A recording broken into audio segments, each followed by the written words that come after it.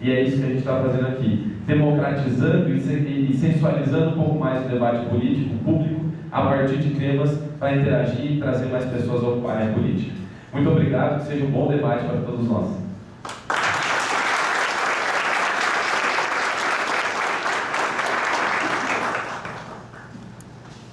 Muito bom, acho que o Zé trouxe aí realmente o que a gente veio fazer aqui hoje. A gestão pública ela tem vários desafios, mas uma gestão pública dentro do desenvolvimento sustentável tem um desafio maior ainda, principalmente porque é uma coisa relativamente nova. Né? A gente está quebrando o modelo que veio sendo feito até agora de gestão de política, e a gente quer um novo modelo que traga todas as variáveis de forma intersetorial, e é isso que a gente vai falar aqui hoje. A nossa mesa está bem diversa, temos acadêmicos, temos gestores, temos pessoas da política nacional. Então, sem prolongar mais, eu vou chamar as pessoas que já estão compondo aqui a mesa, a começar pelo nosso querido Luiz. Oi, Luiz. É aqui de Bauru.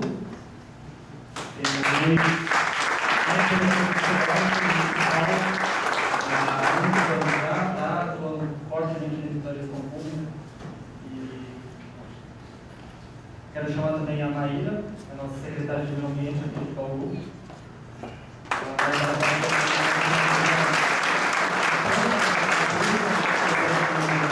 São desafios bem fortes, né? Quero estar chamando aqui com a gente o professor Marcelo, da Unesp, FAC Unesp, vereador.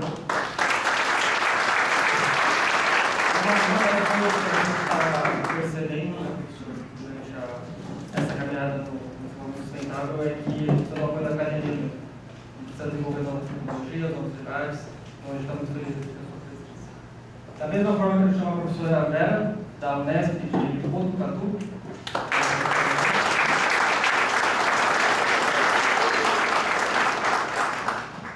Para trazer a perspectiva mesmo da gestão na ponta, nosso prefeito aqui, o Gazeta,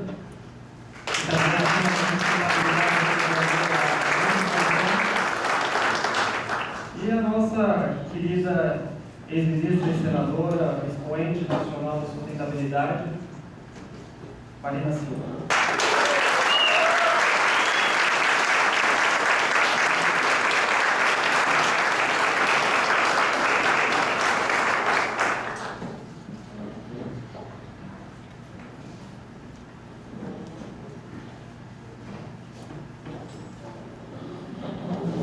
O tema do nosso debate hoje, se a gente for delimitar, que é o próprio desenvolvimento sustentável, é um tema muito amplo, são principalmente os desafios aqui no interior de São Paulo, no interior paulista. Então a gente vai começar aqui o nosso painel com algumas falas iniciais, realmente para as pessoas colocarem o que elas veem como desenvolvimento sustentável, o que elas veem como os desafios para esse desenvolvimento na gestão pública. Luiz, você daria a honra de iniciar?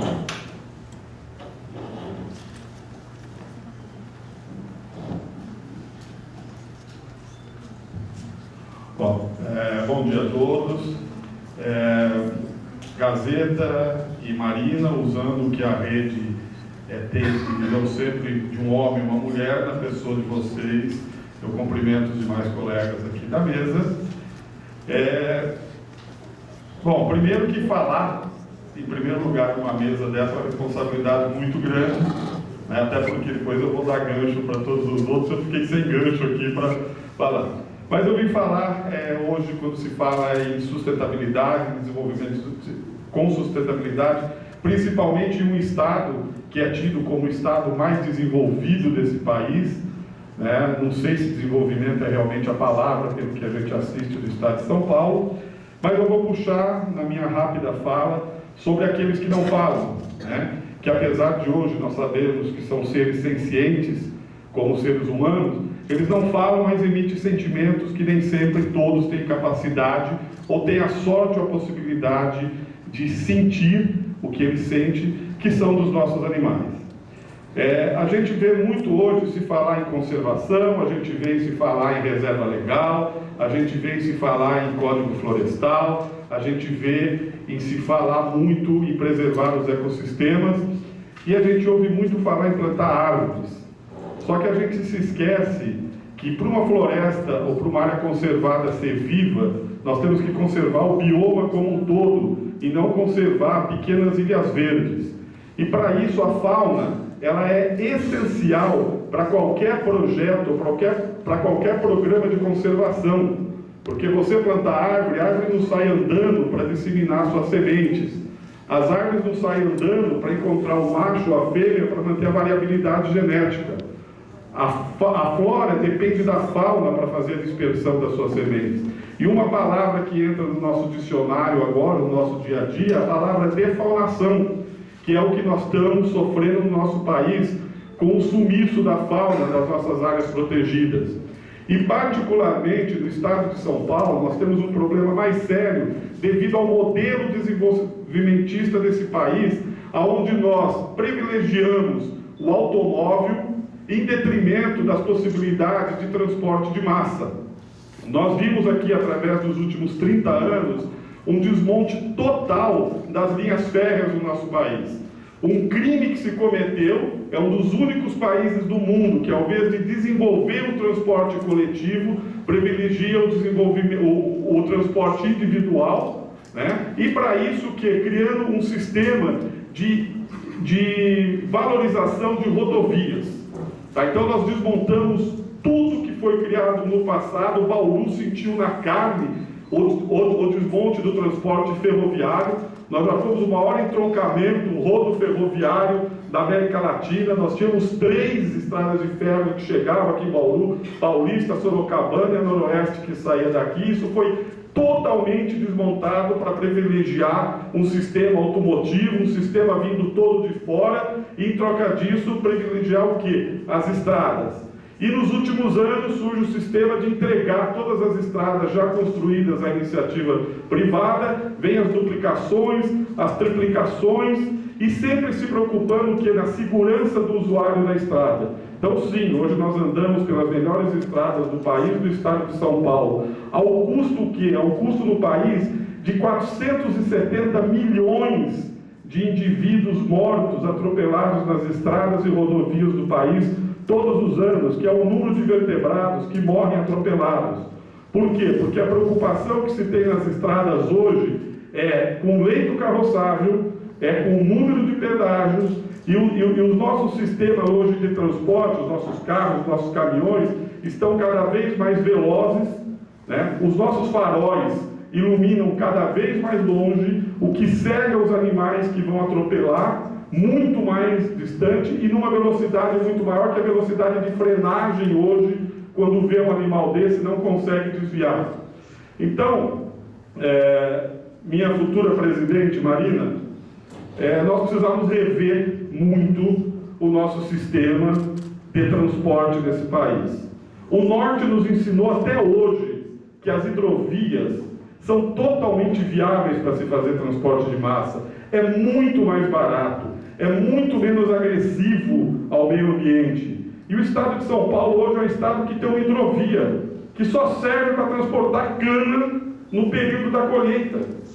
Por que não utilizar as hidrovias também como uma proposta para transporte aqui no nosso país? As ferrovias estão aí, já é tudo desapropriado, né? O leito de ferrovia largada nesse estado é uma judiação. Só para a senhora saber, nos anos 60 a FEPASA fez um teste com uma viagem Bauru-São Paulo em 4 horas e meia. Nos anos 70, 4 horas e meia, um trem fez Bauru-São Paulo. Nos anos 2018, nós não fazemos em 4 horas e meia de carro, porque era chegar no Cebolão, não atravessa. E nós parávamos no meio de São Paulo. E não se transporta passageiro por essas linhas férreas há não sei quantos anos. Não se transporta a carga dessas linhas férreas há não sei quantos anos.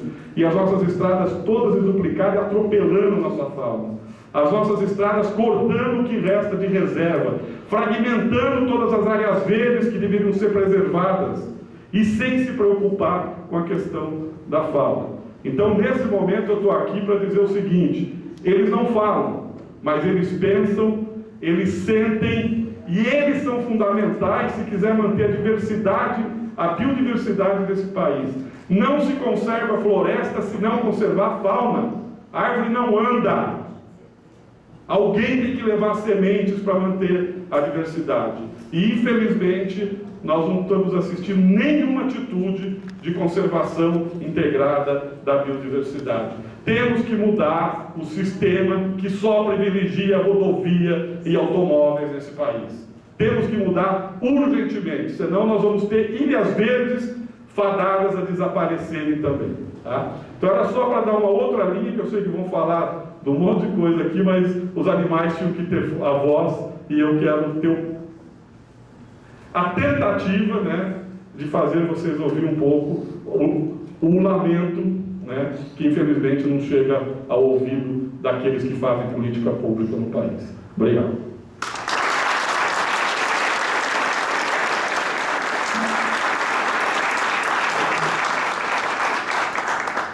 Muito obrigado, Luiz. Você sabe que ontem, quando eu estava vindo de Botucatu para cá, por muito pouco eu não fiz mais uma vítima na Marechal Rondon, na rodovia. Por pouco eu consegui desviar o carro, né? A Bruna até ficou bem assustada. Mas é uma pauta que eu me acompanho bastante tempo, sua atuação pelas redes sociais, né? E infelizmente toda semana a gente tem casos de animais que acabam perdendo a vida aqui na Marechal Rondon. Para continuar com as considerações iniciais, eu queria chamar a Maíra para estar fazendo uma fala, nossa secretária de Meio Ambiente aqui de Bauru. Bom dia a todos. Primeiramente, agradecer a presença de todos e cumprimentar o público na pessoa do Wesley da rede. Cumprimentar também aqui os nossos parceiros de debate, na pessoa do Gazeta e da Marina. E dizer que é um privilégio fazer parte dessa mesa. Grande parte deles eu ouvi histórias, pesquisei, acompanhei o trabalho de todos, do Luiz, do Gazeta, da Marina, ao longo desses anos, e realmente estar aqui hoje é uma honra. Bom, quando a gente fala, tem uma frase do poeta Carlos Drummond de Andrade, que eu gosto muito, que diz que a natureza, ela na verdade não faz milagres, ela faz revelações. E quando a gente fala de desenvolvimento sustentável, nós temos uma grande barreira, que é um sistema que visa o lucro imediato e o consumo desenfreado. E é um sistema imediatista, que busca resultados prontos. E o meio ambiente, em função da resiliência que ele tem, ele sofre degradações há tantos anos e ele continua aí de pé, mas a natureza está revelando que nós precisamos mudar os nossos conceitos e as nossas atitudes. E à frente da Secretaria de Meio Ambiente, eu percebo uma grande dificuldade, muitas vezes, de convencer as pessoas da essencialidade do meio ambiente para a vida humana, para a nossa sobrevivência. Porque as pessoas, elas visam aquilo que é bom para elas, de uma maneira individualista. E o meio ambiente de individual não tem nada. Então, a gente sente uma dificuldade muito grande nesse sentido e percebemos também que as próprias legislações, agora a gente teve recentemente o Supremo Tribunal Federal considerando constitucional vários artigos do Código Florestal que estavam sendo contestados por ambientalistas e isso é um desafio para o desenvolvimento sustentável, porque o desenvolvimento sustentável, ele nada mais diz do que você pode consumir, pode produzir, mas desde que você respeite a capacidade de suporte e de renovação dos bens naturais do planeta Terra. E nós não estamos fazendo isso. Então, o Código Florestal agora, ele foi considerado, no caso, as reservas legais, foi permitido, então, que 50% das reservas legais sejam recuperadas com cultivos exóticos. Você teve uma redução de 80% para 50% na reserva legal na Amazônia.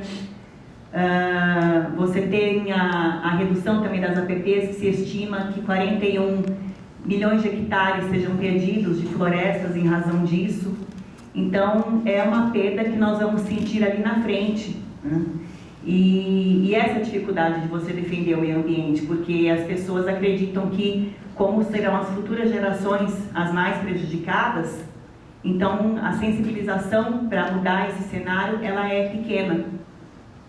E nós estamos agora vivenciando também, em breve, a votação de um projeto de lei que praticamente extirpa o licenciamento ambiental no nosso Brasil, permitindo a dispensa de licenciamento ambiental para atividades agropecuárias, permitindo licenciamento autodeclaratório em outras atividades e dispensando por completo e flexibilizando grande parte do rigor ambiental, trazendo inclusive para o Estado e para os municípios a decisão sobre o grau de impacto e o grau de impedimento que essas licenças vão trazer, o grau de imposição. Então, a gente enxerga isso com grande preocupação, porque quem vai sofrer somos nós, são aqueles filhos que nós vamos deixar, né?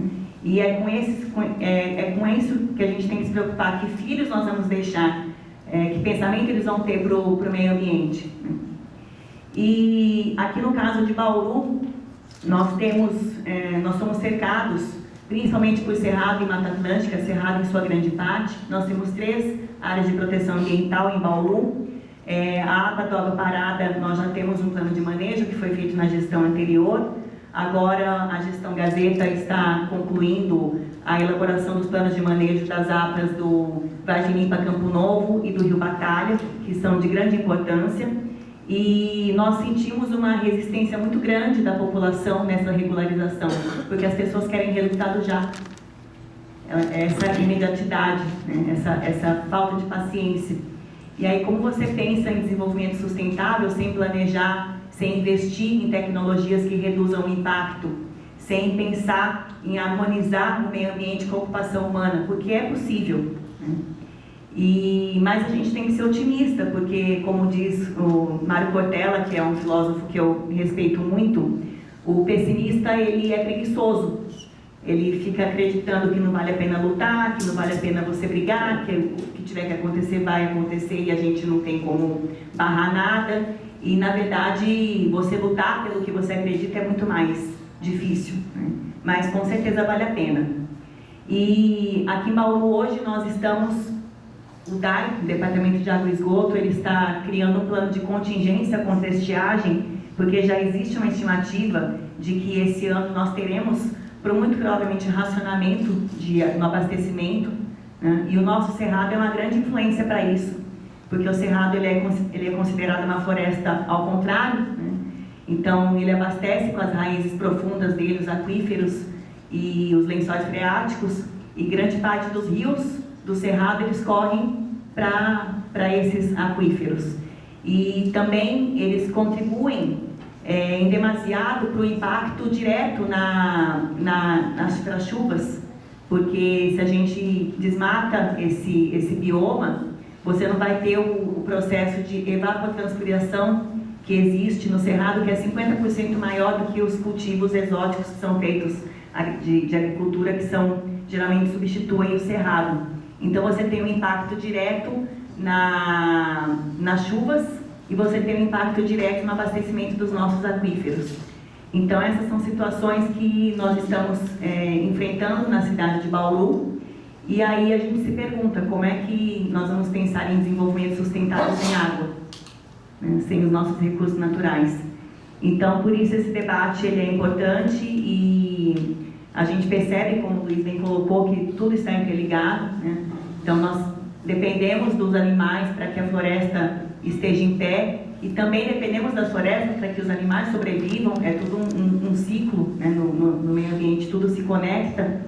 E por último, nós também temos uma resolução aqui no estado de São Paulo que trata da questão de compensação de áreas isoladas nativas. E por meio dessa resolução, Bauru, por incrível que pareça, é considerado como baixa prioridade na proteção do cerrado. E essa resolução ela prevê que você pode compensar áreas de baixa prioridade em áreas de alta prioridade, porque o principal objetivo é garantir a segurança hídrica, a conectividade e a biodiversidade. Mas aí, as cidades que estão consideradas como baixo impacto sofrem, porque elas também precisam, têm um interesse local de que as suas florestas elas se regenerem, elas sobrevivam, elas se reflorestem para a gente poder cuidar da cidade. Então, o olhar ele tem que ser global, mas ele também tem, como foi colocado aqui no início, é nas cidades que tudo acontece. As cidades são vivas, né? Então nós também temos que focar nos interesses locais, mas também sempre respeitando os interesses gerais. Então, essas são algumas considerações que eu gostaria de fazer. Agradeço pela oportunidade. Muito obrigada.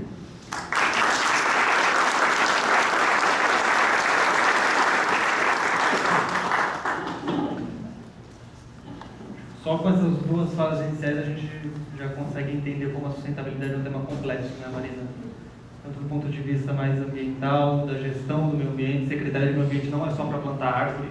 Tem muito município que tem Secretaria de Meio Ambiente só por ter no papel, porque é bonito na eleição. E eu fico feliz de estar vendo uma gestão realmente funcionando aqui no município, tá levando em consideração todos esses fatores na hora de pôr a política pública na rua. Eu queria chamar agora a professora Vera para estar fazendo as considerações dela. A professora Vera é professora da Unesp de Botucatu. Bom dia a todos e a todas.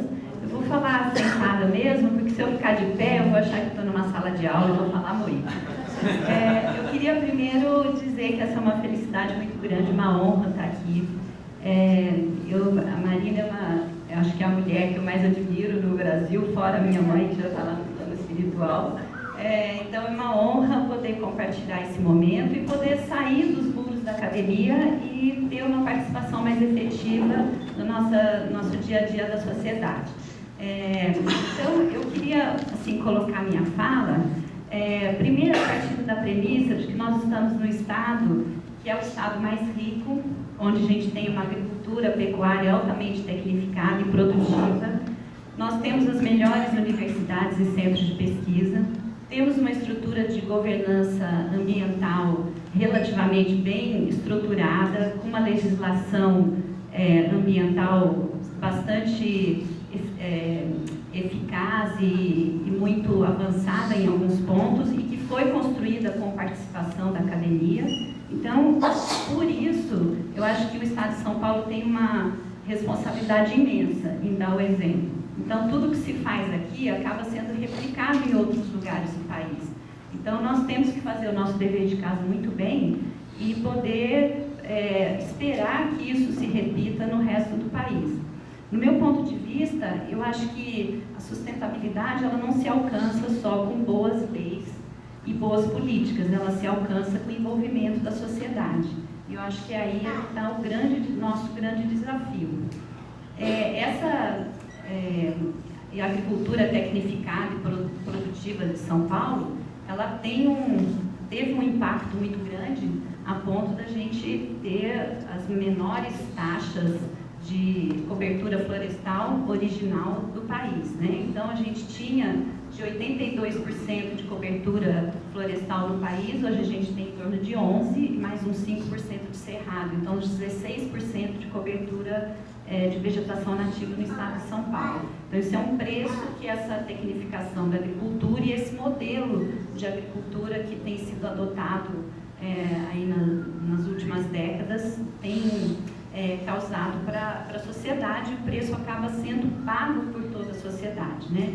Então, eu acho que a gente tem que buscar alguns caminhos e, em conjunto, esses caminhos, na minha opinião, eles passam, primeiro, por uma sistematização do conhecimento já existente, na integração desse conhecimento com as políticas públicas, então, de chamar junto as pessoas da academia, eu acho que essa pode ser a minha contribuição, na sistematização e integração desse conhecimento, na formulação dessas políticas públicas e nos esforços conjuntos para a gente conseguir realmente unir a conservação com a produção agrícola, com a produção agropecuária e com a produção industrial, enfim, com desenvolvimento nesse modelo que a gente espera.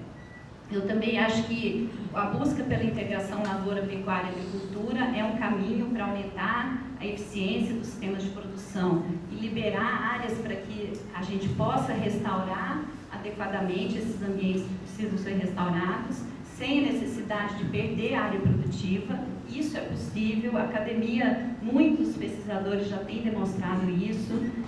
Então, esse discurso de que restaurar a reserva legal e APP vai fazer o Brasil passar fome, porque a agricultura é a grande lastro hoje da economia, essa é uma conversa furada, né, já mais do que comprovado. E assim, a gente tem muitos mecanismos para chegar a um ponto mesmo de desmatamento zero, de não ter necessidade de perder mais nenhum hectare de floresta para continuar produzindo cada vez mais e melhor.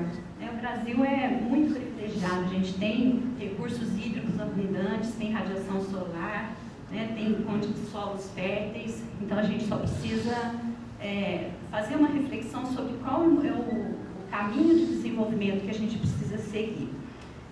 Eu acho também que a questão do planejamento ambiental, zoneamento dessas áreas, então eu estou falando muito no sentido do ambiente rural, que é o ambiente que eu trabalho, né, na área de ciências agrárias. Mas eu acho que esse planejamento ele tem que ser feito numa escala de paisagem, não na escala da propriedade, buscando então a conservação dos recursos hídricos, evitar a erosão, conservar o solo, conservar os nutrientes. Muitas vezes esse trabalho de conservação de solo ele é até mais importante do que um trabalho de restauração de mata ciliar, por exemplo. Não adianta a gente ficar batendo o pé que a gente tem que plantar a mata ciliar e recuperar as áreas em torno de nascente, se a paisagem toda está degradada e cheia de erosão. Então, acho que tem que haver esse esforço integrado para que a gente tenha esse uso eficiente